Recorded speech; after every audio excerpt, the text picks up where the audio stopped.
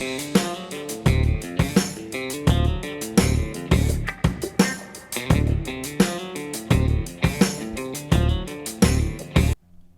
back to KP's Kingdom, Cooking with KP, and today I'm going to show you how I make my bacon cheeseburger pasta bake. Yep, you heard that right, bacon cheeseburger pasta bake. It's really easy to do. Let's get on with it. Alright, got a fry pan, a little bit of olive oil, probably about 2 tablespoons worth, maybe a little bit more. It's not going to really matter on this. Alright, get that up to a nice bit of heat, like we've done there, and I've got 1 brown onion that I finely diced. I'm just going to put that straight into that fry pan, and we're just going to get that sort of translucent in just let that saute away, just let it cook away. And when it starts to go a little bit translucent, we can get ready to add our next ingredients. And if you haven't tried doing something like this before, oh, why not? It tastes amazing. Right, 4 rashers of bacon, which I've finely diced. And I'm just going to put that straight in, and I'm using a nice quality streaky type bacon for that. Every now and then, just keep giving that a bit of a turn. The fat's going to start melting out of that bacon. Those onions are going to start cooking down. It's all going to be beautiful. 500 grams worth of a burger quality beef mince or ground beef, about an 80-20 sort of chuck mix. Give that a rough break up. We don't want it to be like a chili. We want big chunks of meat through all of this.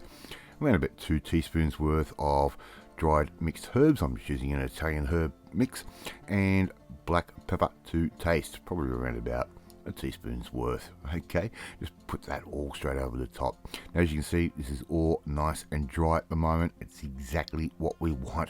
Right, just keep stirring that from time to time, and I'm going to add in about 1.5 tablespoons worth of Dijon mustard. A burger has to have a bit of mustard in there somewhere to make it taste just perfect. And I'm also going to add in around about a tablespoon, maybe a tablespoon and a half's worth of Worcestershire sauce. And this is going to give us a little bit more of a beefy type flavour. Right, let's cook all of that down, just like we're doing there.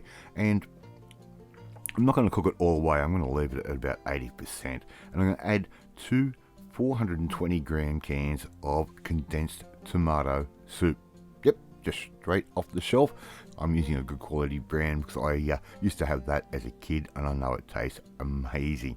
Haven't used it for a while since, but anyway, I digress. Give all of that a good stir through, just like that. And all we really need to do is cook this off for about another 5 or 6 minutes or so. We just want to get that up to a little bit of a simmer.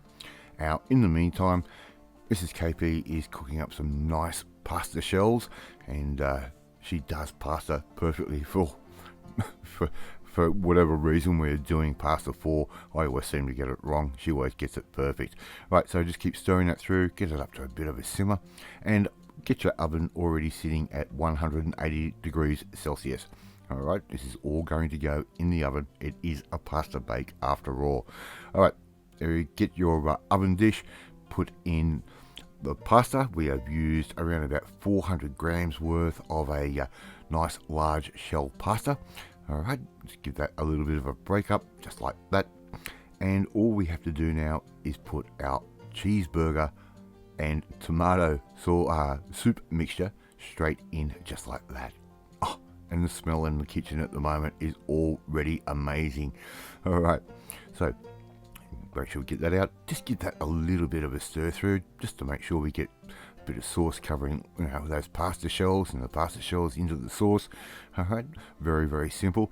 And if you haven't tried doing a pasta bake before, why not? It does not cost a lot.